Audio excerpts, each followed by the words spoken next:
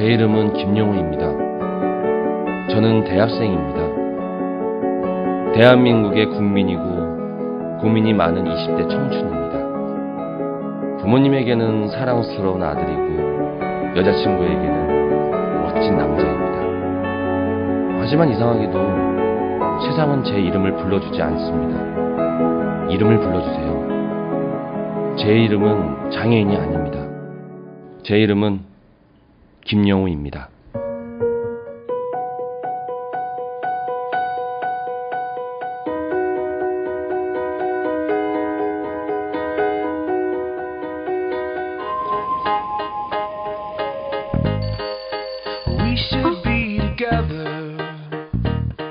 어떻게 늦었어? 안녕하세요. 네, 덕분에 너무 잘 됐어요. 기존의 방식과는 전혀 다른 새로운 방식을 접목해 보았습니다. 먼저 갈게요. 네. 거의 다 왔는데.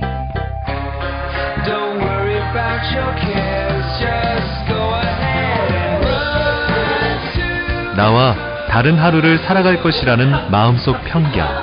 그것이 바로 장애가 아닐까요? 한국장애인재단.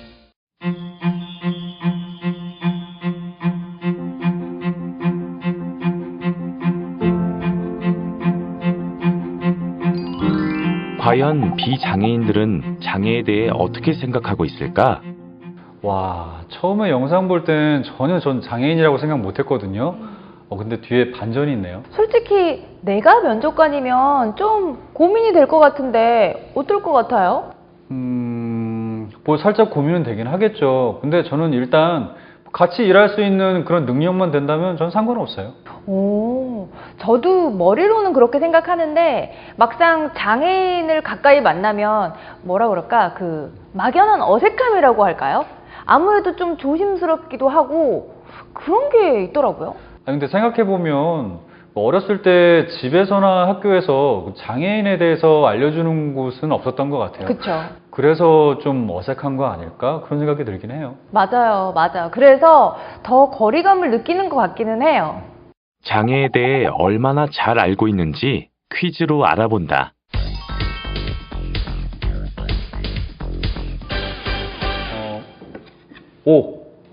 이거 장애인보다 장애우가 더 좋은 표현인 것 같아요.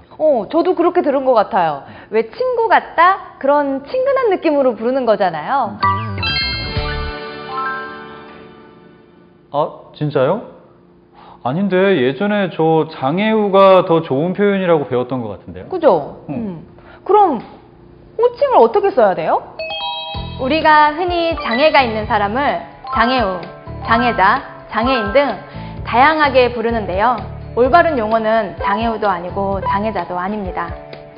장애우와 장애자는 일부 논란이 있는 용어이기 때문에 가장 좋은 말은 법적 용어인 장애인입니다.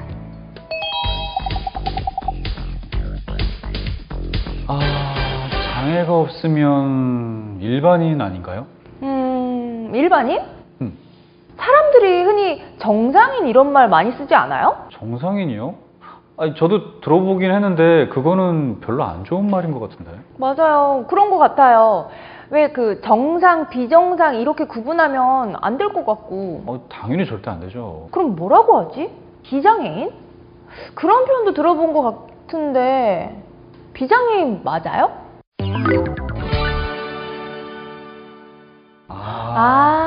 비장애인 제가 맞췄어요. 근데 그동안 조금 애매하긴 했었거든요. 이번에 확실히 안 것 같아요.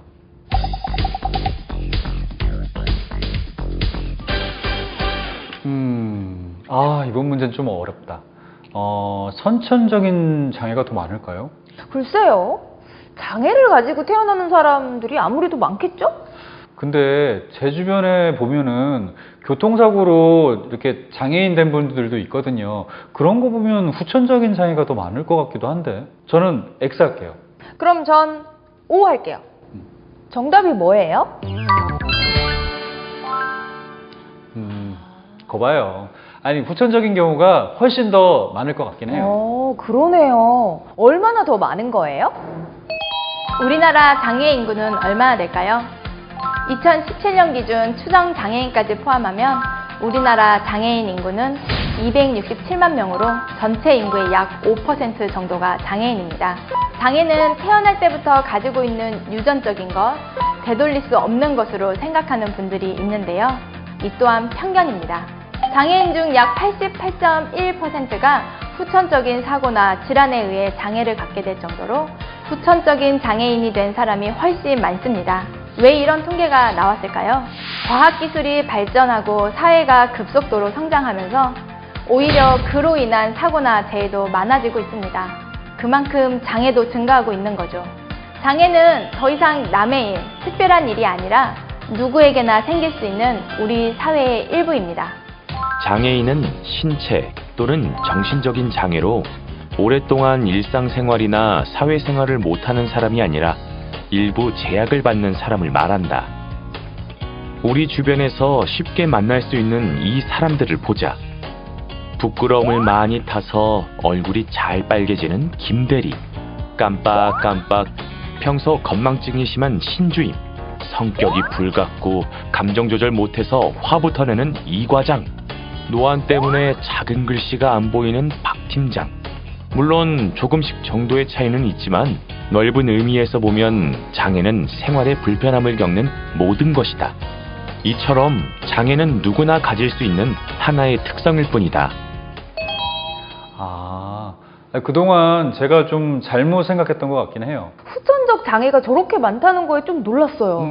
일반적으로 우리가 생각을 해보면 사회가 발전하면 장애가 더 줄어들어야 된다고 생각하는데 오히려 더 반대네요. 그죠? 알고 나니까 이 장애에 대한 선입견이라 그래야 되나? 편견이 좀 바뀔 것 같아요. 네? 또 있어요? 본격적이라고 하는 거 보니까 왠지 더 어려울 것 같은데. 와, 어렵다. 이거 진짜 어렵다. 전 알 것 같은데요. 정말요? 이거 방송 같은 데 많이 나와서 혹시 지적장애 아니에요? 아, 맞다. 저도 이거 얼핏 들은 것 같긴 해요. 오, 맞았어요. 아니, 저 그러면은 정신지체라고 하면 안 되는 거예요? 장애 유형은 크게 신체적 장애와 정신적 장애로 나뉜다. 우리나라는 이를 15개의 유형으로 구분하고 있다. 이 중에서 정신지체 장애는 지적 장애, 발달 장애는 자폐성 장애, 간질 장애는 뇌전증 장애로 명칭이 변경됐다.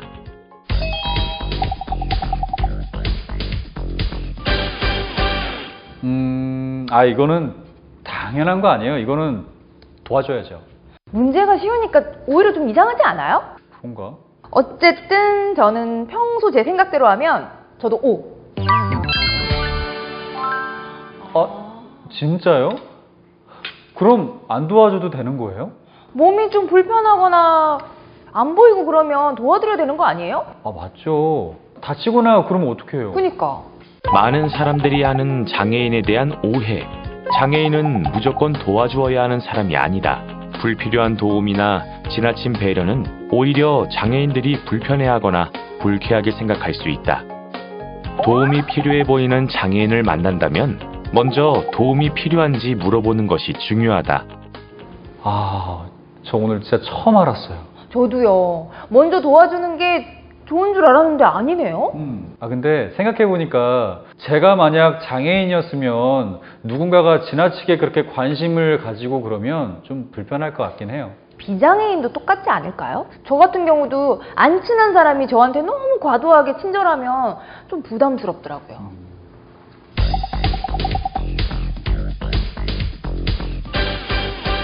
그냥 쉽게 생각하면 이건 당연히 오잖아요. 그러게요. 이거 시각장애인 중에 볼 수 있는 사람도 있어요? 볼 수 있으면 시각장애인이 아닌 거 아니에요? 그런가? 근데 문제가 쉬우면 답이 어렵더라고. 저는 그래도 평소 생각대로 O 하겠습니다. 저는 그러면 그냥 X 할게요. 정답이 뭐예요? 그럼 볼 수 있는 시각장애인도 있다는 거네요? 무조건 다 안 보이는 건 아니구나. 그쵸? 네, 이거 보면은 저처럼 많은 사람들이 시각장애인에 대한 오해가 좀 풀리겠네요. 시각장애는 시력, 시야, 색각, 안구 운동 등의 장애가 있는 것을 말한다. 손상이 심해서 전혀 안 보이는 사람도 있지만 잔존 시각 능력과 보조기기를 이용해 일상생활이 가능한 사람도 있다. 실제 시력을 완전히 잃은 전맹은 소수에 불과하고 잔존 시력을 이용해서 생활하는 저시력 시각장애인이 훨씬 많다. 또 많은 사람들이 시각장애인은 모두 점자를 읽을 수 있다고 생각하지만 실제로 점자를 읽을 수 있는 시각장애인은 전체의 5.2%밖에 안 된다. 점자를 배우지 못한 사람도 있고 또 점자책은 무겁고 불편해서 많은 시각장애인들은 점자 대신 화면 확대기, 음성 변환 출력기 등의 보조도구를 사용하여 일상생활을 하고 있다.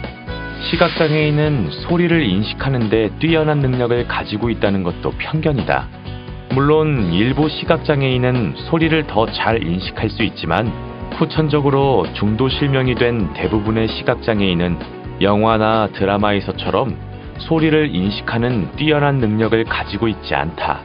시각이 손상되면 대신 다른 감각기관들이 특별하게 발달할 거라고 생각하고 시각장애인에게 무리한 요구를 하거나 시험해보는 것은 신뢰가 될 수 있다. 또 시각장애인의 안내견은 애완견이 아니기 때문에 허락 없이 쓰다듬거나 음식물을 주어서는 안 되며 안내견은 법적으로 음식점이나 공공장소 등에 출입이 가능하기 때문에 거부해서는 안 된다. 저는요, 시각장애인은 거의 그냥 전맹인 줄 알았거든요. 저도요. 그동안 이렇게 잘못 알고 있었던 게 참 많네요. 우리가 이 시각장애인 하면 점자 읽고 선글라스 끼고 뭐 그런 이미지들만 접해가지고 그런지 그런 고정관념이 좀 생기긴 한 것 같아요. 맞아요. 방송에서 그런 이미지들이 좀 바뀌어야 될 것 같아요. 아니, 우리 너무 시사 프로그램 찍는 거 아니에요? 에이, 뭐 할 얘기는 해야죠.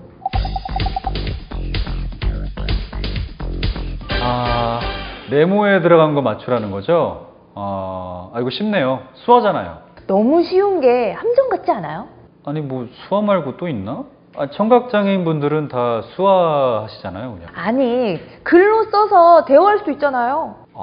그러네. 영화 보면은 입모양 보고 아는 청각장애인들도 있어요. 그걸 뭐라고 하는데?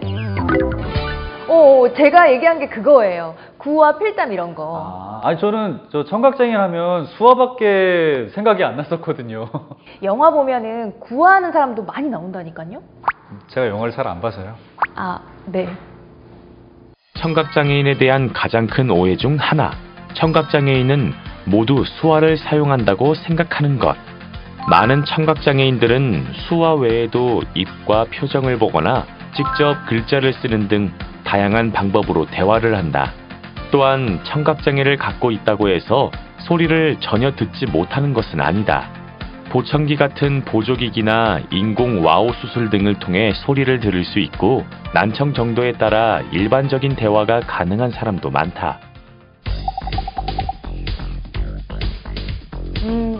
아무것도? 이 단어가 조금 걸리네요. 전부는 아니겠지만 사회생활은 아무래도 어렵지 않을까요? 뭐 정도에 따라서 사회생활 잘하는 사람도 있겠죠. 그렇겠죠? 그럼 저는 X. 저도 X. X 맞죠? 지적 장애인이라고 해서 아무것도 할 수 없다는 생각은 편견이다. 단지 비장애인들보다 시간이 조금 더 걸릴 뿐 얼마든지 사회생활이나 업무가 가능하다. 지적 장애인에게 작업 지시나 근무 규정을 반복적으로 설명하고 이해시킨다면 어느 정도 업무가 익숙해진 후에는 정확하게 업무를 수행할 수 있다.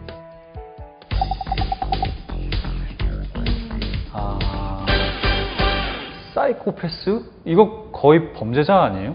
영화에서 나오는 사이코패스들 완전 무섭던데. 무섭죠. 장난 아니죠. 이게 정신적인 문제가 있어서 그런 거잖아요. 그러니까 이번에는 O인 것 같아요.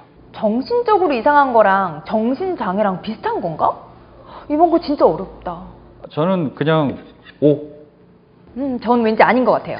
X. 사이코패스랑 정신장애랑 다른 거네요? 그러면 사이코패스는 뭐예요? 사이코패스를 정신장애로 생각하는 인식이 많은데요. 사이코패스의 정확한 뜻은 반사회적 인격장애를 가진 사람입니다. 사이코패스는 성격 이상이 범죄와 연결되어 있고 교정이 어려운 정신질환의 일종입니다. 반면 우리가 일반적으로 말하는 정신장애는 치료를 적극적으로 하면 회복이 되는 장애일 뿐입니다. 우리가 흔히 알고 있는 조울증, 우울증, 조현병 등이 정신장애에 속하며 약물 복용이나 스트레스 관리 등을 통해 얼마든지 회복이 가능합니다.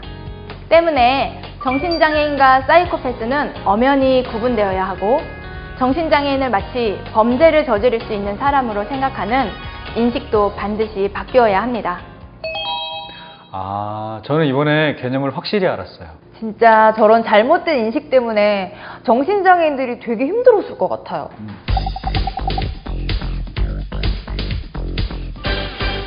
아, 이거 주관식이에요? 아, 이거 너무 어려운데. 이거 휠체어 장애인 아니에요? 그렇게 쉬우면 문제를 안 냈겠죠. 그런가? 그럼 뭐라고 하지? 그냥 장애인이라고 하면 안 돼요? 휠체어를 탔으면 지체장애인 아닌가요? 아, 휠체어 사용자? 아니, 왜요? 아니, 장애인이라고 하면 안 돼요?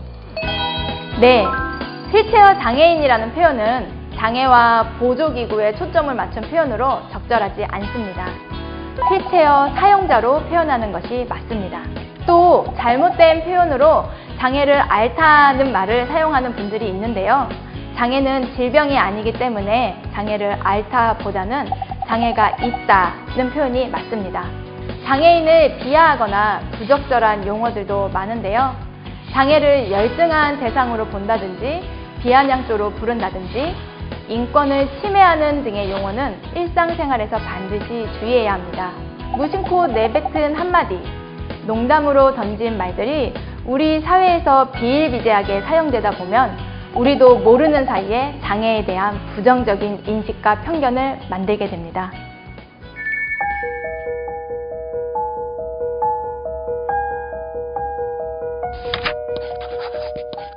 어른 딸과 백화점 나들이. 갑자기 응가가 마렵다는 녀석을 화장실에 들여보내고 앞에서 서성거리고 있었습니다. 선글라스를 쓰고 흰색 지팡이를 들고. 도와드릴까요? 혹시 필요한 거 있으세요?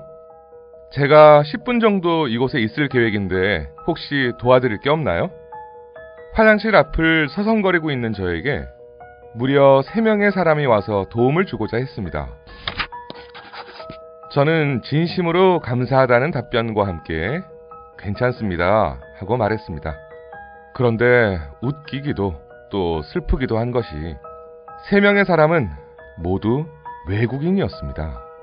여기는 대한민국 서울 한복판인데 말이죠. 그들은 어린 시절부터 장애인과 비장애인이 함께 어울려 살아가는 것을 교육 현장에서 배운다고 합니다. 같이 배우고 또 같이 경험하는 것이 그만큼 중요합니다. 우리나라 사람들은 정이 많아서 나눔과 기부에 결코 인색하지 않습니다. 그러나 장애를 가진 사람에게 선뜻 먼저 손을 내밀어 도움 주기를 많이 꺼려합니다. 저 이동우는 이야기합니다. 지금부터라도 장애인을 만나면 어색하고 쑥스럽더라도 먼저 도움의 손길 내밀기를 주저하지 말아주세요. 작은 도움이 장애 인식 개선의 시작입니다. 그리고 어쩌면 감동적인 삶을 사는데 도움이 될 수 있으니까요. 영상 보니까 왠지 제가 좀 부끄럽네요. 저도 사실은 마음은 좀 있는데 장애인 보면 막상 이렇게 선뜻 다가간다라는 게 쉽지는 않거든요. 그쵸. 저 같은 경우도 이렇게 장애인과 마주치게 되면 일단 좀 긴장이 되더라고요. 괜히 실수할까봐. 근데 외국인들은 그런 면에서 정말 자연스러운 것 같아요. 그러니까요. 우리도 장애인들에게 어떻게 행동하는 게 좋을지 그런 걸 좀 구체적으로 알려주면 참 좋을 것 같은데. 혹시 뭐 여기서도 그런 거 가르쳐 주시나요? 저희도 알려주세요. 장애인과 함께 생활하기 위해선 어떤 노력이 필요할까요? 이어서 장애인과 함께 생활할 때 필요한 에티켓을 소개합니다.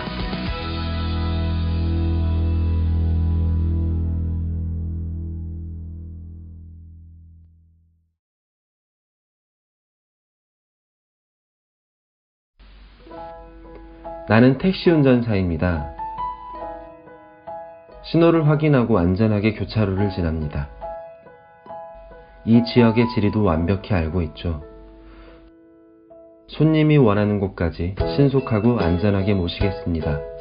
나는 지체장애인입니다. 나는 바리스타입니다. 커피를 내리는 건 내 손이 할 일입니다. 이 싱그러운 커피 향은 내 코의 몫이죠. 한 잔 드시지 않겠어요?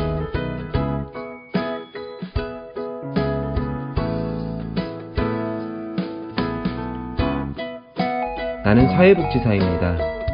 사회에서 소외된 사람들, 특히 장애인의 복지에 관심이 많습니다.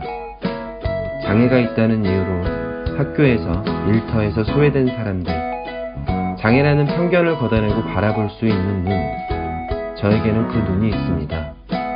나는 시각장애인입니다. 장애는 장애가 아닙니다. 장애 때문에 아무 일도 할 수 없을 것이라는 생각, 그 편견이 장애입니다.